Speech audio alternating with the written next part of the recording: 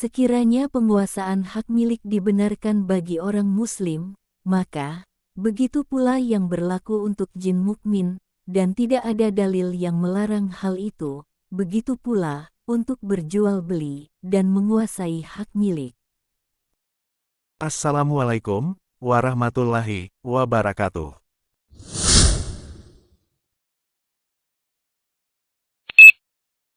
Alam jin. Materi bahasan: apakah Rasulullah diutus kepada manusia dan juga kepada jin? Rasulullah diutus kepada manusia dan juga kepada jin. Tak satu pun golongan Islam yang menentang bahwa Allah mengutus Nabi Muhammad SAW kepada golongan manusia dan jin. Ini pula penafsiran dari hadits Sahihain. Aku diutus kepada yang merah dan yang hitam. Wasimah bin Musa meriwayatkan dari hadits Ibnu Abbas dari Nabi SAW, beliau bersabda, "Aku diutus kepada golongan jin dan manusia, kepada setiap yang merah dan yang hitam." Ibnu Abdil Bar berkata, tidak ada perbedaan pendapat di kalangan ulama bahwa Nabi Muhammad SAW diutus kepada manusia dan jin sebagai pemberi kabar gembira dan peringatan. Yang demikian ini merupakan kelebihan beliau dari semua nabi. Imamul Haramain berkata di dalam Al-Irsyad, kita sudah tahu tugas Nabi SAW sebagai utusan kepada segala lain, yaitu manusia dan jin. As-Syekh Abul Abbas berkata, Allah Ta'ala mengutus Nabi Muhammad SAW kepada semua sekalain, manusia dan jin, dan mengharuskan mereka beriman kepada beliau, kepada apa yang beliau bawa, taat kepada beliau, menghalalkan apa yang beliau halalkan, mengharamkan apa yang beliau haramkan, mencintai apa yang beliau cintai, membenci apa yang beliau benci.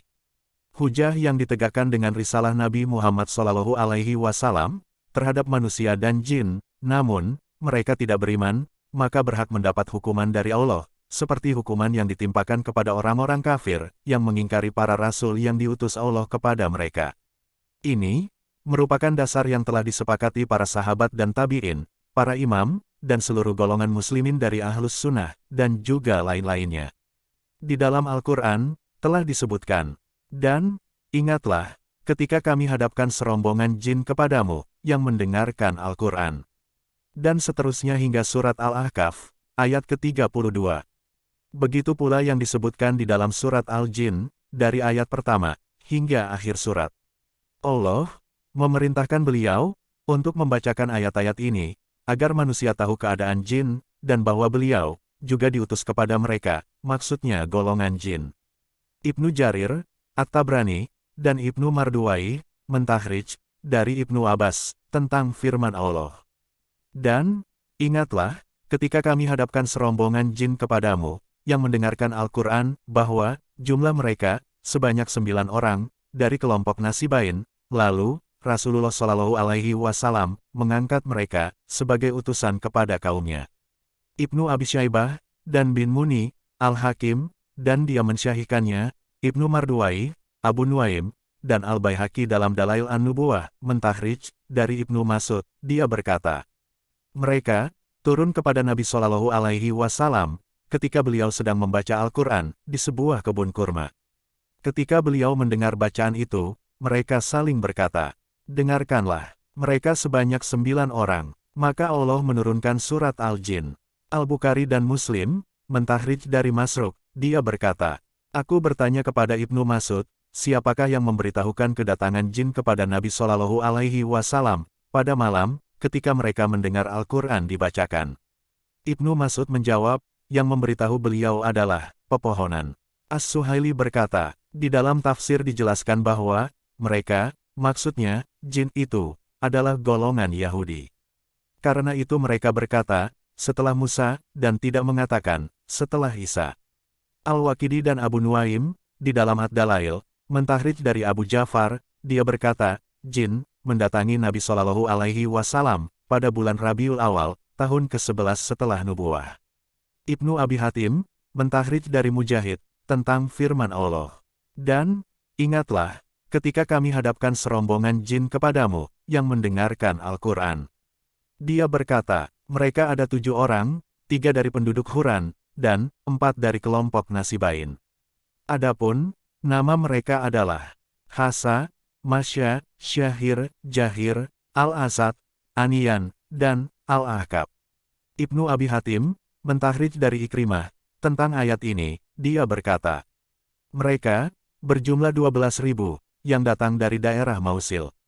Al-Baihaqi mentahridj dari Abu Maknin Al-Ansari, dia berkata, ketika Umar bin Abdul Aziz melewati sebuah padang, dalam perjalanannya ke Makkah, tiba-tiba dia melihat bangkai ular. Dia berkata, tolong ambilkan alat penggali tanah. Biar kami saja yang melakukannya, kata orang-orang. Tidak, kata Umar bin Abdul Aziz.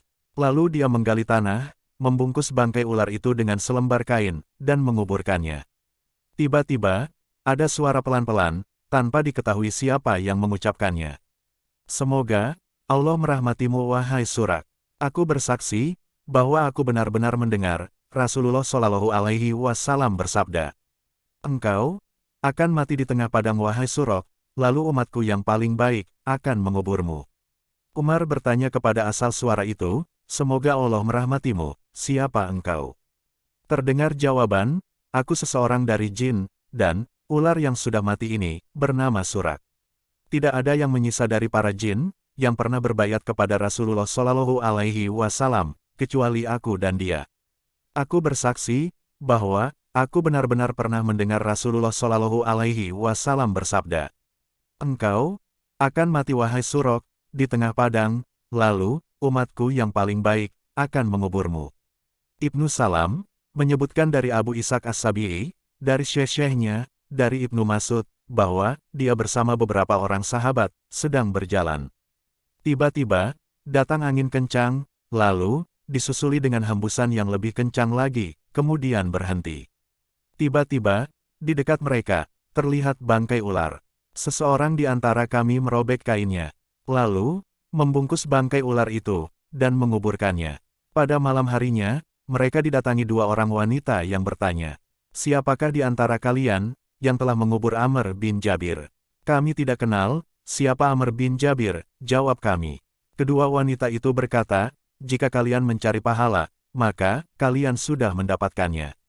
Ada golongan jin jahat yang memerangi jin mukminin hingga Amr terbunuh, yaitu ular yang telah kalian lihat dan kalian kuburkan. Dia termasuk salah seorang jin yang mendengar Al-Quran dari Nabi Muhammad Shallallahu Alaihi Wasallam. Kemudian mereka kembali kepada kaumnya untuk menyampaikan peringatan. Ibnu Abid Dunya berkata, kami diberitahu Muhammad bin Ibad bin Musa, kami diberitahu Mutalib bin Ziyad As-Sagafi, kami diberitahu Abu Ishaq, bahwa beberapa orang dari sahabat Nabi Shallallahu Alaihi Wasallam berada dalam suatu perjalanan. Di tengah jalan, mereka melihat 2 ekor ular yang saling menyerang, hingga yang satu dapat membunuh lainnya. Mereka heran, karena mencium bau harum ular yang sudah mati itu, dan juga bentuknya yang bagus. Salah seorang di antara mereka mendekat, lalu membungkusnya dengan selembar kain, dan menguburnya. Tiba-tiba, terdengar suara beberapa orang, yang tidak diketahui wujudnya. Assalamualaikum, kalian telah mengubur Umar, yang muslim di antara kami, berperang dengan yang kafir, dan yang muslim terbunuh. Yang kalian kubur itu, adalah mereka yang masuk Islam, dan tunduk kepada Nabi Shallallahu Alaihi Wasallam. Kami diberitahu Al-Hasan bin Jahur, aku diberitahu Ibnu Abi Nas, dari Abdul Aziz bin Abu Salamah Al-Majisyun, dari pamannya, dari Mu'az bin Abdullah, bahwa Makmar berkata, ketika aku sedang duduk bersama Utsman bin Affan, tiba-tiba datang seorang laki-laki, seraya berkata, kuberitahukan kepadamu, wahai Amirul Mukminin, sesuatu yang mengagumkan. Ketika aku sedang berada di suatu padang di daerah ini, dan itu. Tiba-tiba, muncul 2 kelompok ekor ular, yang satu datang dari arah sana, dan satunya lagi datang dari arah sini. Lalu, kedua belah pihak saling menyerang, yang satu lebih besar dari yang lain. Setelah pertempuran usai, aku mendekat ke arah pertempuran. Aku mencium bau yang sangat harum. Di antara ular-ular itu, ada seekor ular kecil berwarna kuning yang sudah mati. Aku mendekat, dan membalik badannya, untuk memeriksa jenis ular apa itu. Aku menduga, ada sesuatu yang baik pada ular itu. Maka, aku membungkusnya dengan kain, lalu menguburnya. Ketika aku sedang berjalan, tiba-tiba, ada suara yang menyeruku, namun, aku tidak dapat melihat siapa yang mengatakannya. Wahai hamba Allah, apa yang telah engkau lakukan tadi? Maka, aku menceritakan apa yang kulihat dan yang kulakukan. Suara itu berkata, engkau telah mendapat petunjuk. Itu tadi, adalah dua kelompok ular, dari Bani Syuaiban dan Bani Uqais. Mereka saling bertemu dan bertempur, yang di antara mereka ada yang terbunuh, seperti yang telah engkau lihat sendiri. Aku bersaksi bahwa yang engkau kubur itu adalah salah satu jin yang mendengar wahyu dari Nabi Shallallahu Alaihi Wasallam. Ibnu Abid Dunya dan Abu Nuaim mentahrij di dalam Ad-Dalail dari jalan Bisir bin Al-Walid Al-Kindi. Kami diberitahu Kasir bin Abdullah Abu Yatsim Et-Taji. Dia berkata, kami menemui Abu Rajak Al-Ataridi, lalu kami bertanya kepadanya, apakah engkau mempunyai pengetahuan tentang jin yang berbayat kepada Nabi Shallallahu Alaihi Wasallam? Dia tersenyum, lalu berkata, kuberitahukan kepada kalian tentang apa yang pernah kulihat dan kudengar. Ketika kami mengadakan perjalanan jauh, kami singgah di sebuah mata air. Kami mendirikan tenda di tempat itu. Ketika aku menyingkir untuk tidur siang, kulihat seekor ular yang buru-buru masuk ke dalam tenda, dalam keadaan menggelepar. Aku mengambil air, dan ular itu, kusiram dengan air, hingga ia menjadi tenang. Seusai salat, kami mendapatkan ular itu sudah mati. Ku keluarkan kain putih, lalu, ular itu kubungkus dengan kain, lalu kukuburkan. Setelah asyar, kami melanjutkan perjalanan, dan menghabiskan malam dalam perjalanan. Pada keesokan paginya, kami tiba di mata air lain, dan kami pun singgah di tempat itu. Setelah tenda didirikan, dan aku hendak tidur siang, tiba-tiba, ku dengar sekian banyak suara yang mengucapkan salam, secara berbarengan. Assalamualaikum, sebanyak 2 kali. Tidak 1, tidak 10, tidak 100, tidak 1000, tapi lebih banyak lagi. Siapa kalian? Tanyaku. Mereka menjawab, kami adalah jin. Semoga Allah memberkahimu, karena engkau telah berbuat demi kepentingan kami, sementara kami tidak dapat membalasnya bagimu. Memangnya, apa yang telah kulakukan bagi kepentingan kalian? Tanyaku. Mereka menjawab, ular yang mati di dekatmu adalah yang terakhir kali di antara jin yang berbayat kepada Nabi Shallallahu Alaihi Wasallam. Al-Hakim mentahrij di dalam Nawadirnya, Abu Nuaim dan Ibnu Marduwai dari Sabit bin Qutbah. Dia berkata, ada seseorang datang kepada Ibnu Mas'ud, seraya berkata, ketika kami dalam perjalanan, kami menemukan seekor ular yang terbunuh, dan mengeluarkan darah. Maka, kami mengafani dan menguburnya. Di tempat singgah kami, didatangi beberapa orang yang bertanya, bagaimana dengan teman kalian, yang bernama Amr? Siapa itu Amr? Kami bertanya kebingungan. Ular yang kalian kubur kemarin, jawab mereka. Dia termasuk jin yang mendengar dari Nabi Shallallahu Alaihi Wasallam. Apa yang terjadi dengannya? Kami bertanya. Mereka menjawab, ada 2 golongan jin muslim dan musyrik yang saling berperang. Jika kalian merasa dirugikan, kami siap memberi ganti. Tidak, jawab kami. Abdullah bin Ahmad mentahrij di dalam riwayat Al-Musnad, Al-Bari di dalam Marifatus Sahabat, Al-Hakim, At-Tabrani dan Ibnu Marduwai dari Safwan bin Al-Muattal. Dia berkata, kami pergi untuk menunaikan haji. Di tengah perjalanan, pada tengah hari, kami menemukan seekor ular yang menggelepar, dan tak lama kemudian, mati. Salah seorang di antara kami, mengeluarkan kainnya, mengafani ular itu, dan menguburnya. Setelah kami tiba di Makkah, dan ketika kami berada di Masjidil Haram, ada seseorang yang berdiri di depan kami, seraya bertanya, bagaimana dengan Amr bin Jabir? Kami tidak mengenal siapa dia, jawab kami. Semoga Allah menganugerahkan kebaikan kepada kalian. Ular yang kalian kubur adalah salah satu dari 9 jin yang menemui Rasulullah Shallallahu Alaihi Wasallam dan mendengarkan Al-Quran. Al-Barudi mentahrij dari jalan Hasan bin Al-Hakam, aku diberitahu pamanku, Ar-Rabi bin Ziyad, aku diberitahu Abul Asad Al-Ataridi. Dia berkata, ketika aku sedang duduk di dekat Abu Raja Al-Ataridi, tiba-tiba ada sekumpulan orang yang berkata, kami bersama Al-Hasan Al-Basri, lalu kami bertanya kepadanya, Adakah salah satu dari jin yang mendengarkan Al-Quran masih hidup? Dia menjawab, temuilah Abu Raja Al-Ataridi, karena dia lebih tua dariku, karena boleh jadi dia tahu. Mereka berkata, karena itulah kami mendatangi engkau. Abu Raja berkata, kami pernah pergi untuk menunaikan haji bersama beberapa orang rekanku. Ketika kami singgah di suatu tempat, dan ketika aku hendak tidur siang, tiba-tiba muncul seekor ular putih, yang warnanya sangat putih, dalam keadaan menggelepar. Aku menyodorinya air di dalam tempayan, lalu ia minum. Tapi tak lama kemudian ia mati. Aku segera mengambil kainku yang berwarna putih, untuk mengafani ular itu, lalu, aku menguburnya dalam lubang tanah yang cukup dalam. Setelah itu, kami melanjutkan perjalanan. Keesokannya, kami singgah lagi. Ketika aku sedang menyendiri, dalam posisi agak jauh dari rekan-rekanku, tiba-tiba, muncul suara yang cukup banyak, yang membuatku kaget. Engkau tidak perlu takut, kami adalah sekumpulan jin yang hendak mengucapkan terima kasih kepadamu, karena apa yang telah engkau lakukan terhadap teman kami kemarin. Dia adalah jin yang masih menyisa, dari beberapa jin yang pernah mendengar Al-Quran. Namanya Umar. Al-Hafiz Ibnu Hajar berkata di dalam Al-Isyabah. Kisah ini berbeda dengan sebelumnya. Dalam pengabaran yang disampaikan sebelumnya, bahwa yang bercerita adalah Safwan. Sementara, dalam kisah ini adalah Abu Rajak, yang tidak disebutkan dalam pengabaran Sabit bin Qutbah, yang dapat ditakwili dengan salah satu di antara keduanya. Tapi, tetap saja di sini ada yang ganjil, karena zahir keduanya berbeda, yang kedua-duanya menetapkan jin yang terakhir. Ada kemungkinan, yang pertama terikat dengan jumlah 9, sedangkan yang kedua termasuk jin-jin yang mendengarkan, dengan asumsi, bahwa masing-masing di antara dua golongan, sama-sama mendengarkan, umpamanya.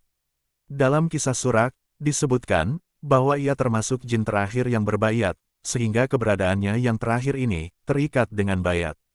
Abu Nuaim, mentahrij, di dalam Ad-Dalail, dari Ibrahim An-Nakhai, dia berkata, ada beberapa orang, dari teman-teman Abdullah, yang pergi untuk menunaikan haji.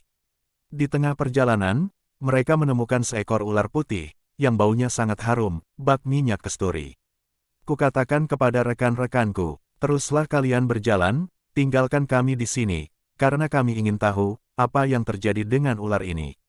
Ternyata, tak lama kemudian, ular itu mati. Aku mengambil sehelai kain putih, mengafaninya, lalu menguburkannya. Setelah itu, aku melanjutkan perjalanan, untuk menyusul teman-temanku di depan. Ketika kami sedang duduk-duduk sebelum maghrib, muncul 3 orang wanita. Salah seorang di antara mereka bertanya, siapakah di antara kalian, yang telah mengubur Amr?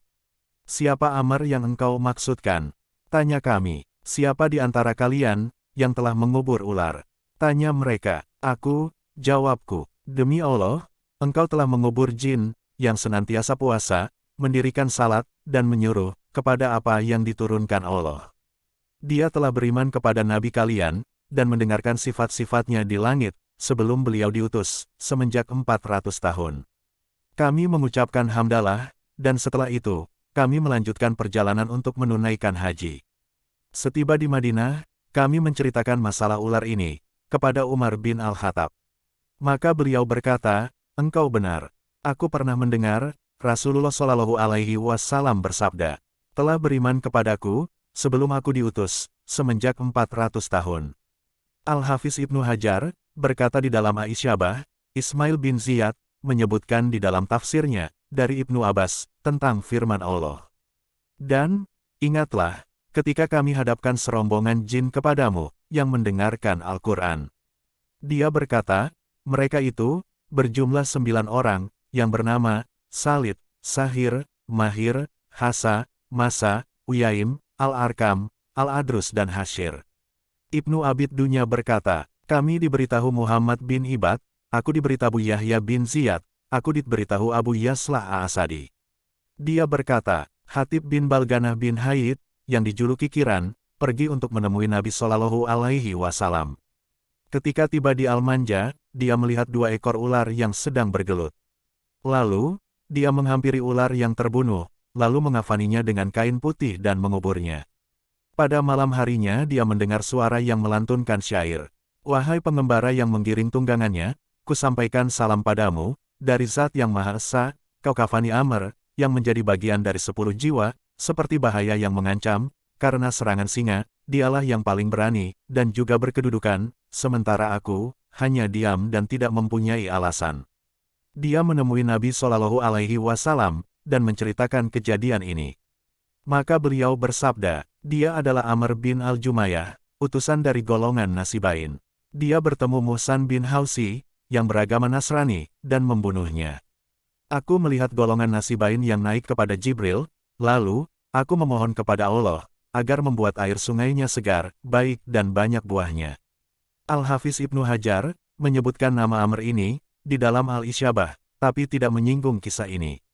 Pengarang berkata, tidak dapat diragukan, bahwa jin, memiliki beberapa kelompok utusan, untuk menemui Nabi Shallallahu Alaihi Wasallam, baik ketika di Makkah, maupun di Madinah setelah hijrah. Al-Bukhari dan Muslim, mentahridj dari Ibnu Abbas, dia berkata, Rasulullah Shallallahu Alaihi Wasallam, bersama beberapa orang sahabat, pergi menuju pasar Ukas. Sementara jin terhalang untuk mendapatkan pengabaran langit, dan kepada mereka, diturunkan gunung yang tertutup salju. Jin, kembali kepada kaumnya, dan berkata, kami terhalang, untuk mendapatkan pengabaran langit, dan diturunkan gunung yang tertutup salju kepada kami. Kaumnya berkata, yang menghalangi kalian untuk mendapatkan pengabaran langit itu, adalah sesuatu yang baru. Maka, menyebarlah ke bagian timur dan barat dari dunia, lalu, lihatlah apa yang telah menghalangi kalian itu. Kumpulan jin itu pun menyebar ke bagian timur dan barat dunia. Satu kelompok jin, yang pergi mengarah ke Tihamah, menemui Nabi Shallallahu Alaihi Wasallam, yang saat itu, beliau sedang salat subuh, bersama para sahabat, di sebuah kebun kurma.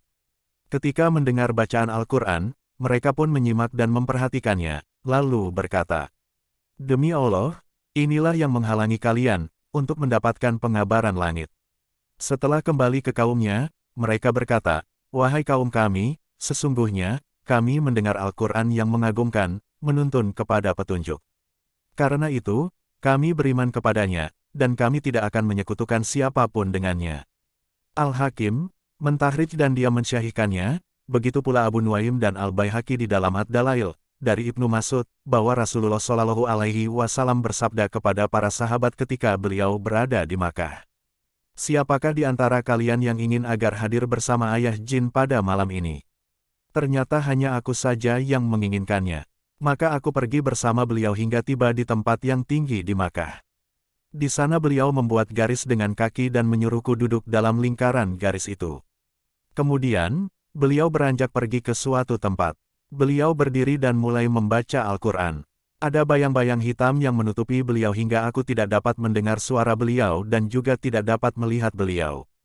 Kemudian bayang-bayang hitam itu menjadi buyar seperti potongan-potongan awan, pergi entah kemana, dan yang menyisa hanya satu kelompok kecil saja. Setiba waktu fajar, beliau muncul dan menghampiri aku, seraya bertanya, apa yang dilakukan kelompok jin itu? Aku menjawab, wahai Rasulullah, mereka mengambil tulang dan kotoran hewan. Karena itulah, Rasulullah Shallallahu Alaihi Wasallam melarang untuk beristinja, dengan menggunakan tulang dan kotoran hewan yang sudah kering. Ibnu Jarir dan Abu Nuaim mentahridj dari Amr bin Ghailan As-Sakti, dia berkata, aku berkata kepada Ibnu Mas'ud, aku mendengar kabar, bahwa engkau bersama Rasulullah Shallallahu Alaihi Wasallam pada suatu malam, ketika datang utusan jin kepada beliau. Benar, katanya, ceritakan kepadaku, bagaimana kejadiannya? Tanyaku. Ibnu Mas'ud berkata, masing-masing Ahlus Sufah membagi makan malamnya dengan orang lain. Sementara aku dibiarkan dan tak seorang pun mengajakku makan malam. Maka aku diam saja di dalam masjid. Lalu, Rasulullah Shallallahu Alaihi Wasallam datang sambil membawa pucuk pelepah kurma, dan memukulkannya ke dadaku, sambil bersabda, ayo ikut aku. Maka aku pergi bersama beliau hingga kami tiba di Baqi, Al-Gharqad. Beliau membuat garis di tanah dengan tongkat, kemudian bersabda, duduklah di dalam lingkaran garis ini dan janganlah engkau beranjak sebelum aku datang lagi ke sini. Kemudian, beliau berjalan menyingkir, sedang aku mengawasi beliau dari sela-sela pohon kurma. Ketika tiba di suatu tempat yang masih dalam jangkauan penglihatanku, tiba-tiba, muncul asap hitam, hingga menghalangi pandanganku untuk beliau. Aku mendengar, beliau memberi isyarat ketukan tongkat kepada mereka, para jin, seraya bersabda, duduklah kalian. Setelah tiba waktu subuh, mereka pun buyar. Beliau mendatangi tempatku dan bersabda, sekiranya engkau keluar dari lingkaran garis ini, tentu engkau tidak aman dari gangguan sebagian di antara mereka. Apakah engkau melihat sesuatu? Aku menjawab, aku melihat banyak orang laki-laki hitam mengenakan pakaian putih. Beliau bersabda, mereka adalah utusan jin Nasibain. Mereka meminta barang dan bekal kepadaku, maka aku memberikan tulang dan kotoran hewan yang sudah kering. Apakah barang itu berguna bagi mereka? Tanyaku. Beliau menjawab, mereka tidak menemukan tulang, melainkan mereka menemukan daging seperti daging yang kita makan, dan mereka tidak menemukan kotoran hewan, melainkan mereka menemukan biji-bijian, seperti biji-bijian yang kita makan. Maka, janganlah seseorang di antara kalian beristinja dengan tulang atau dengan kotoran hewan yang sudah mengering. At-Tabrani mentahrid dari As-Zubair bin Al-Awam, dia berkata, Rasulullah Shallallahu Alaihi Wasallam mendirikan salat Isya di masjid beliau di Madinah. Seusai salat, beliau bertanya, siapakah di antara kalian yang ingin ikut bersamaku malam ini untuk menemui utusan jin? Semua orang diam dan tak seorang pun menjawab, meskipun beliau mengulangnya 3 kali. Lalu beliau mendekat ke arahku dan memegang tanganku. Maka, aku pun berdiri dan pergi bersama beliau, hingga kami tidak dapat melihat semua gunung di Madinah. Kami tiba di wilayah Biras. Tiba-tiba, ada beberapa lelaki hitam yang tinggi mengenakan kain hingga ke kaki. Ketika aku melihat keberadaan mereka, aku menggigil hebat hingga aku tak mampu menggerakkan kedua kakiku. Setelah kami semakin mendekat kepada mereka, Rasulullah Shallallahu Alaihi Wasallam membuat garis di tanah dengan ujung jempol kaki, seraya bersabda, "Duduklah di tengah lingkaran ini." Setelah aku duduk, aku tidak lagi merasa gemetar dan gentar. Lalu, beliau beranjak menghampiri mereka, lalu diam bersama mereka hingga fajar menyingsing. Beliau menghampiri aku seraya berkata, "Ayo pergi." Tak seberapa jauh kami melangkah, beliau bersabda, "Menengoklah ke belakang, dan lihatlah, adakah seseorang di antara mereka yang masih terlihat?" Aku melakukannya, lalu aku berkata, "Wahai Rasulullah, aku melihat orang-orang hitam yang banyak sambil menekurkan kepala." Lalu aku melihat tulang dan kotoran hewan yang sudah kering yang dilempar ke arah mereka. Beliau bersabda, mereka adalah jin utusan Nasibain, yang meminta bekal kepadaku. Maka aku memberikan semua tulang dan kotoran hewan kepada mereka. As-Zubair berkata, maka, tidak diperkenankan seseorang beristinja, dengan menggunakan tulang dan kotoran hewan. At-Tabrani dan Abu Nuaim mentahrid dari Ibnu Mas'ud, dia berkata, pada malam pertemuan dengan jin, Rasulullah Shallallahu Alaihi Wasallam mengajakku. Maka, aku pergi bersama beliau, hingga kami tiba di atas sebuah bukit di Makkah. Beliau membuat garis di sekelilingku, seraya bersabda, jangan tinggalkan tempat ini. Kemudian, beliau naik ke atas. Kulihat banyak laki-laki yang berada di atas puncak bukit, hingga menghalangi pandanganku untuk melihat beliau. Keadaan ini terus berlanjut hingga fajar menyingsing. Lalu beliau mendekatiku dan bersabda, sesungguhnya, telah dijanjikan kepadaku, tentang jin dan manusia yang beriman kepadaku.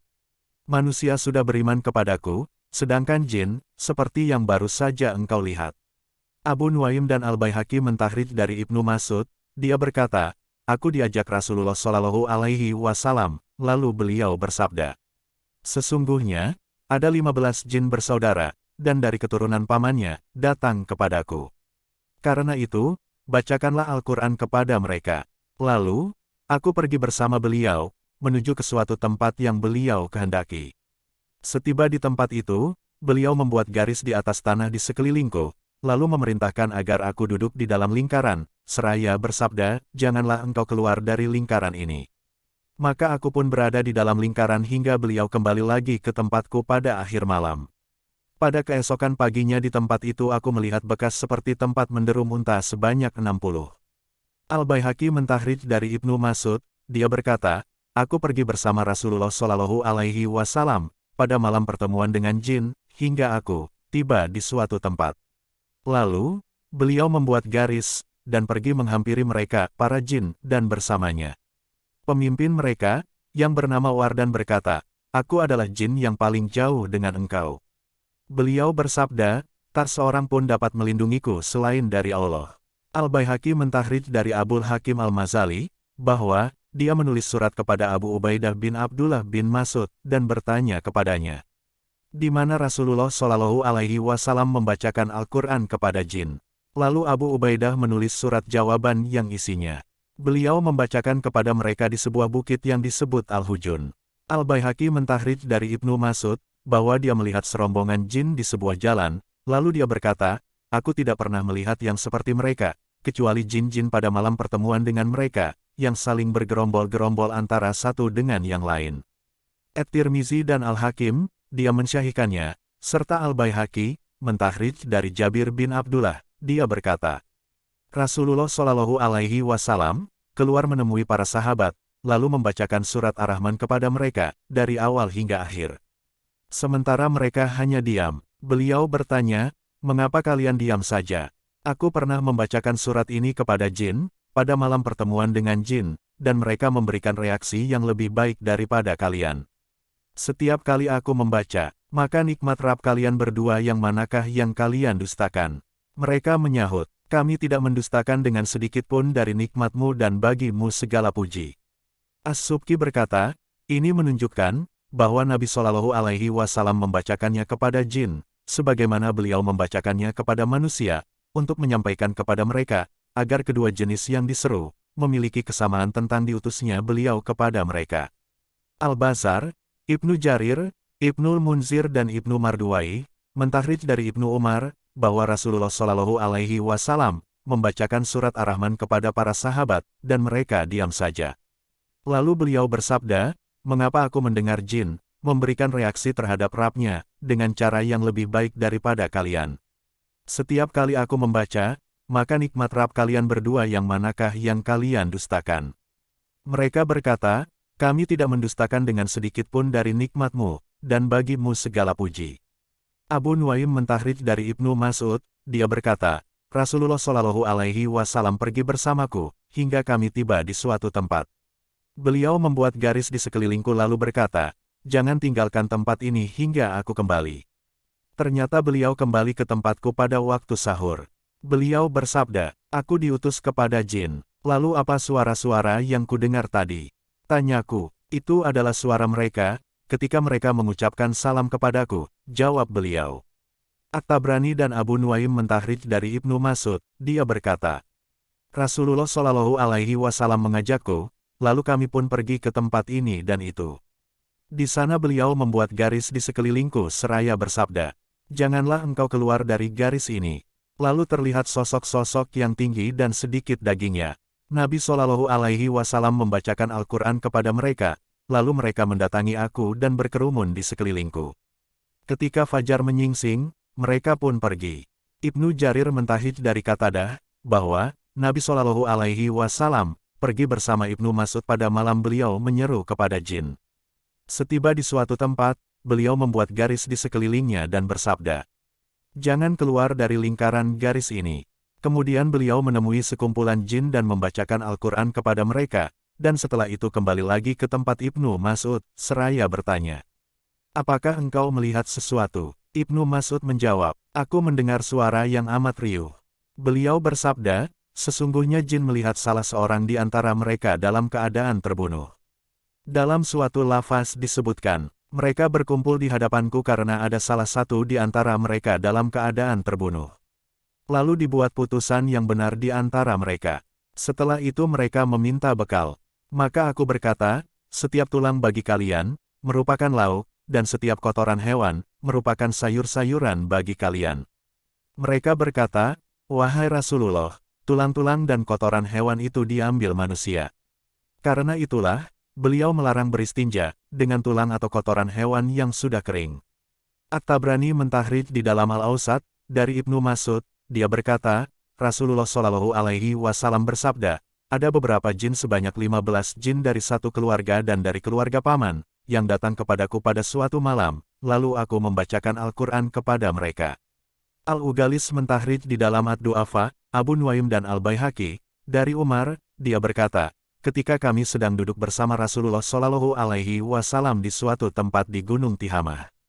Tiba-tiba, muncul seorang lelaki tua sambil memegang tongkat. Dia mengucapkan salam kepada Nabi Shallallahu Alaihi Wasallam. Siapa engkau? Tanya beliau. Aku Hama bin Hayim bin Lakois bin Iblis, jawabnya. Engkau dan Iblis berjarak 2 bapak. Berapa lama waktu yang engkau lewati antara jarak itu? Tanya beliau. Usia dunia ini sudah punah, kecuali tinggal sedikit lagi. Pada malam ketika Kabil membunuh Habil, aku masih anak-anak, namun, aku sudah paham perkataan, menyuruh merusak makanan, dan memutuskan hubungan persaudaraan. Beliau bersabda, alangkah buruknya perbuatan orang tua yang dikutuk, dan anak muda yang diajarinya. Jangan lagi bicarakan hal ini, karena aku sudah bertaubat kepada Allah. Aku pernah bersama Nuh di masjidnya, beberapa orang yang beriman dari kaumnya. Aku terus-menerus mencela caranya menyampaikan dakwah kepada kaumnya, hingga dia menangis, dan aku juga menangis. Tidak jadi soal, toh aku termasuk orang-orang yang menyesal atas perbuatan itu, dan aku berlindung kepada Allah, agar tidak termasuk orang-orang yang jahil. Kukatakan kepada Nuh, wahai Nuh, aku termasuk orang yang pernah bersekutu dalam perburuan Kabil, yang menumpahkan darah orang yang berbahagia, dan mati syahid dari anak Adam. Apakah menurutmu, taubatku masih diterima? Nuh menjawab, wahai Hama, berhasratlah terhadap kebaikan, dan lakukanlah ia sebelum muncul penyesalan dan kerugian. Sesungguhnya, aku telah membaca apa yang diturunkan Allah kepadaku, bahwa tak seorang hamba pun yang bertaubat kepada Allah, seperti apapun agamanya, melainkan Allah menerima taubatnya. Karena itu, ambillah wudhu, lalu bersujudlah 2 kali sujud. Aku pun langsung melakukan apa yang diperintahkan kepadaku. Ketika aku sedang sujud, diserukan kepadaku, angkatlah kepalamu, karena taubat bagimu sudah turun dari langit. Maka aku pun senantiasa bersujud kepada Allah. Aku juga dengan Hud, bersama orang-orang yang beriman kepadanya dari kaumnya. Aku terus-menerus mencela, caranya menyampaikan dakwah kepada kaumnya, hingga dia menangis dalam menghadapi mereka, dan dia juga membuatku menangis. Aku seringkali mengunjungi Yakub, dan aku bersama Yusuf di tempat orang-orang awam yang buta huruf. Aku bertemu Ilyas di lembah. Aku bertemu Musa bin Imran dan beliau mengajarkan Taurat kepadaku, seraya berkata, jika engkau bertemu Isa putra Maryam, sampaikan salamku kepadanya. Lalu, aku bertemu Isa putra Maryam dan aku menyampaikan salam Musa. Kemudian, Isa berkata kepadaku, jika engkau bertemu Muhammad, sampaikan salamku kepadanya. Rasulullah Shallallahu Alaihi Wasallam memandang ke arah yang jauh, lalu menangis, seraya bersabda, salam atas Isa, selama dunia masih ada, dan salam atasmu wahai Hama, atas amanat yang telah engkau sampaikan. Wahai Rasulullah, lakukanlah terhadap diriku seperti yang dilakukan Musa bin Imran, bahwa beliau sudah mengajariku Taurat. Maka Rasulullah Shallallahu Alaihi Wasallam membacakan kepadanya surat Al-Waqiah, Al-Mursalat, An-Naba, At-Tawir dan Muawizatain, serta Qul Huwallahu Ahad. Kemudian beliau bersabda, sampaikan kepadaku, apa keperluanmu wahai Hama, sebelum engkau meninggalkan kami? Umar berkata, lalu Rasulullah Shallallahu Alaihi Wasallam menghentikan kisahnya dan tidak melanjutkannya, sehingga aku tidak tahu, apakah jin itu masih hidup ataukah sudah mati. Kisah ini juga disebutkan dari hadis Anas, yang ditahrij Abdullah bin Ahmad, dalam riwayat Zuhud, begitu pula Al-Ukaili dan Asy-Syirazi di dalam Al-Algab, Abu Nuaim dan Ibnu Marduwai. Dari hadis Ibnu Abbas, yang ditahrij Al-Faqih, di dalam kitab Makkah, yang memiliki beberapa jalan, hingga sampai ke derajat Hasan. Abu Ali bin Al-Asats, mentahrij di dalam kitab As-Sunan, dari Aisyah, bahwa Nabi Shallallahu Alaihi Wasallam bersabda, sesungguhnya, Hama bin Hayim bin Lakois ada di dalam surga. Al-Jauzi, mentahrij di dalam kitabnya, Safwatus Safwah, dengan sanadnya dari Sahal bin Abdullah, dia berkata, aku berada di bekas reruntuhan perkampungan kaum Ad. Kulihat bekas kota yang terbuat dari bebatuan, di bagian tengahnya ada sebuah istana sebagai tempat tinggal jin. Ketika masuk ke sana, kudapatkan seorang lelaki tua yang besar perawakannya, sedang mendirikan salat ke arah Ka'bah, sambil mengenakan mantel wul yang longgar. Perawakannya yang besar membuatku tercengang, apalagi dengan mantelnya yang juga longgar. Aku mengucapkan salam kepadanya, dan dia menjawab salamku. Dia berkata, wahai Sahal, sesungguhnya, badan itu tidak dihiasi oleh kain yang membungkusnya, tapi dihiasi aroma dosa dan rasa kemungkaran. Sesungguhnya, jubah ini sudah kukenakan, semenjak 700 tahun. Aku pernah bertemu Isa dan Muhammad, lalu aku beriman kepada keduanya. Lalu siapakah engkau ini? Tanyaku, aku termasuk jin. Kemudian turun wahyu tentang mereka. Katakanlah, hai Muhammad, telah diwahyukan kepadaku, bahwa sekumpulan jin telah mendengarkan. Al-Quran, Surat Al-Jin, ayat pertama. As-Subki berkata, di dalam Fatawiyah, jika kukatakan, bahwa mereka dibebani kewajiban melaksanakan syariat Rasulullah Shallallahu Alaihi Wasallam, dalam pokok keimanan, dan dalam segala hal, karena sudah ada ketetapan, bahwa beliau diutus kepada mereka, sebagaimana beliau diutus kepada manusia. Dan dakwah serta syariat beliau, bersifat umum. Berarti, mereka mendapatkan kewajiban itu, jika ada sebab-sebabnya, kecuali, jika ada dalil yang mengkhususkan sebagian di antaranya. Maka, dapat kami katakan, bahwa mereka, wajib melaksanakan salat, dan zakat, jika mereka memiliki kekayaan yang mencapai nisyabnya, dengan syarat-syaratnya, wajib menunaikan haji, puasa Ramadan, dan kewajiban-kewajiban lainnya. Hal-hal yang diharamkan dalam syariat, juga diharamkan bagi mereka. Berbeda dengan para malaikat, yang tidak dibebani semua kewajiban itu. Semua beban kewajiban ini, merupakan sesuatu yang pasti atas mereka, kalau memang keumuman risalah, berlaku bagi mereka. Jika kukatakan, bahwa sekiranya semua hukum bersifat wajib bagi jin, sebagaimana ia wajib bagi manusia, tentunya, mereka menemui Nabi Shallallahu Alaihi Wasallam berkali-kali, dan sesering mungkin untuk belajar dari beliau. Tapi nyatanya, tidak ada riwayat yang menyebutkan hal ini. Dapat kutanggapi sebagai berikut. Tidak adanya riwayat tentang hal ini, bukan berarti, tidak ada pertemuan antara mereka dari golongan jin, dengan beliau, dan kehadiran mereka dalam majelis beliau, dan keajegan mereka mendengarkan perkataan beliau, sementara para sahabat tidak dapat melihat mereka, dan beliau dapat melihat mereka. Dalam berbagai atsar orang-orang salaf disebutkan, bahwa sekumpulan jin biasa membaca Al-Quran dan belajar ilmu. Ini merupakan dalil tentang keumuman hukum bagi mereka. Secara umum, dapat dikatakan bahwa syarat taklif adalah ilmu. Setiap hukum dari syariat ini, yang sampai kepada mereka, merupakan keharusan bagi mereka, dan yang tidak sampai kepada mereka, juga bukan merupakan kewajiban atas mereka, seperti yang berlaku pada manusia. Begitulah yang dikatakan As-Subki.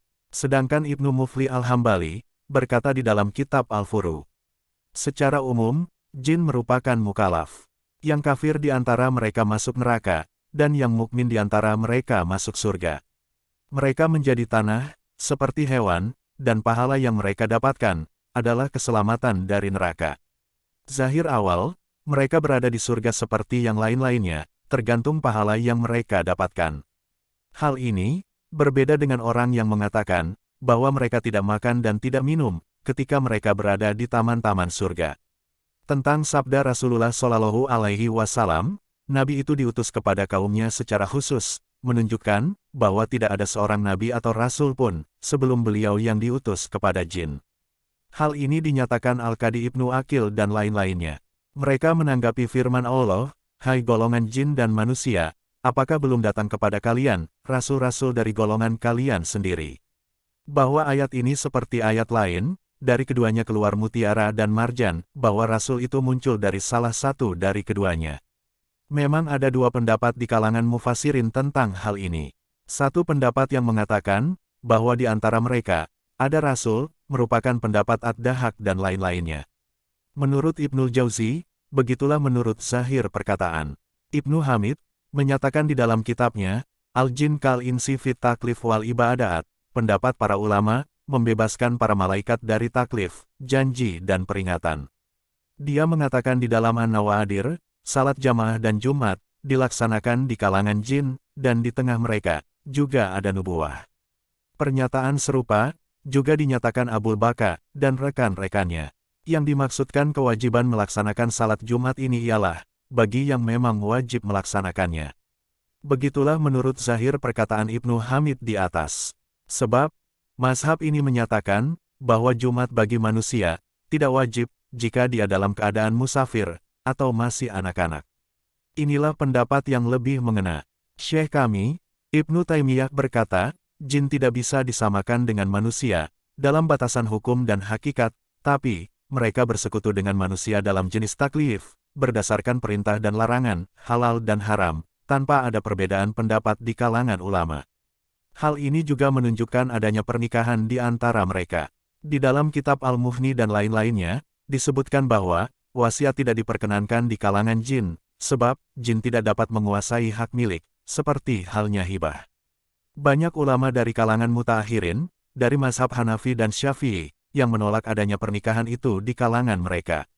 Sementara Ibnu Muwanis menganggap, mungkin hal itu seperti yang dia sebutkan di dalam kitab Syarhul Wajiz.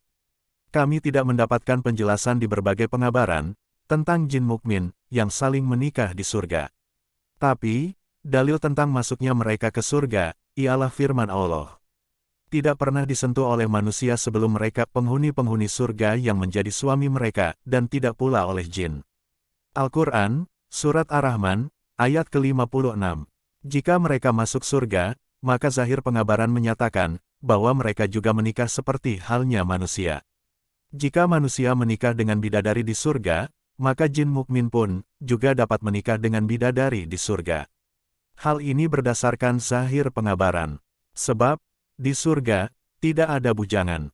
Adapun tentang pernikahan manusia dengan jin di surga, merupakan masalah yang perlu diteliti lagi. Kalaupun benar, ada pernikahan di antara jin selagi di dunia, maka dapat dinyatakan bahwa hal itu merupakan hak mereka untuk saling menikah, seperti halnya manusia. Ini berdasarkan zahir syariat, kecuali ada dalil yang mengkhususkannya. Dari sini, ada kejelasan bahwa pernikahan jin dengan manusia, seperti halnya pernikahan manusia dengan jin. Ada pula pendapat yang menolak pernikahan ini. Kalaupun diperbolehkan yang kebalikannya, maka itu karena kemuliaan jenis manusia. Tapi, pendapat ini pun perlu dipertimbangkan lagi, karena jenis kemuliaan itu yang berpengaruh terhadap penolakan pernikahan.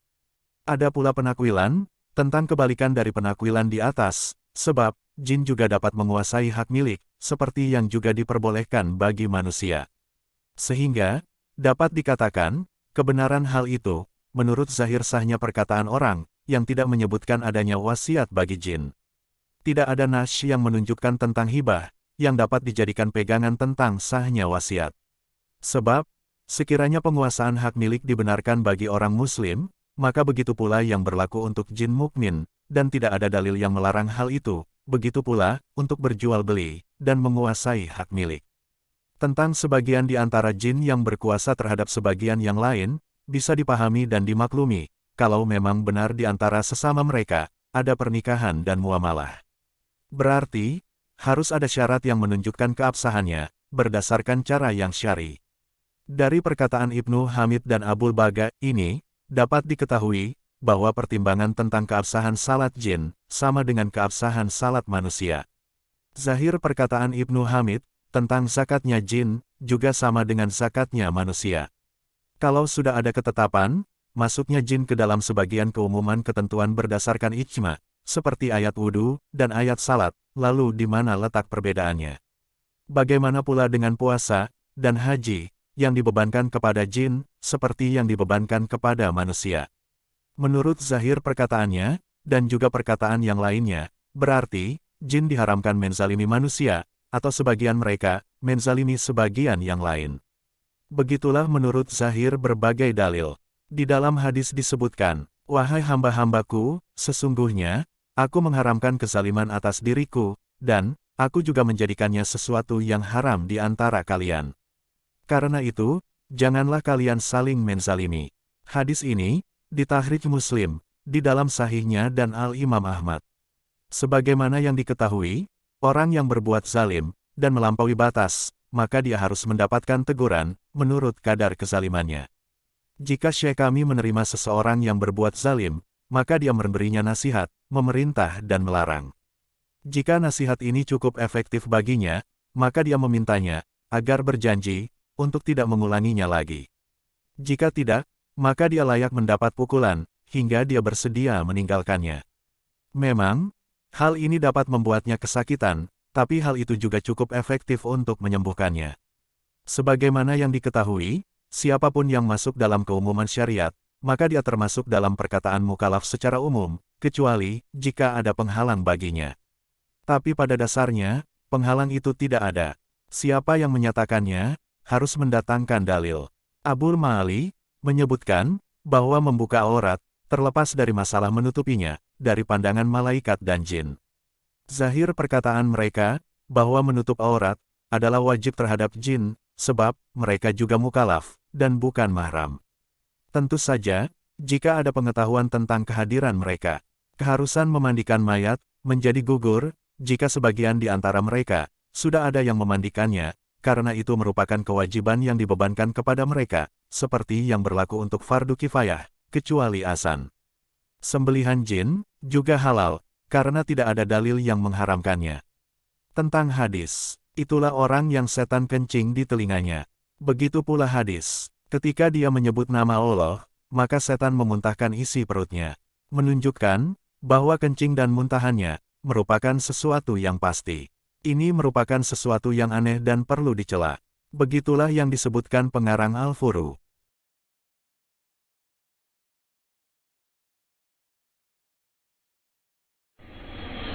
Wassalamualaikum warahmatullahi wabarakatuh.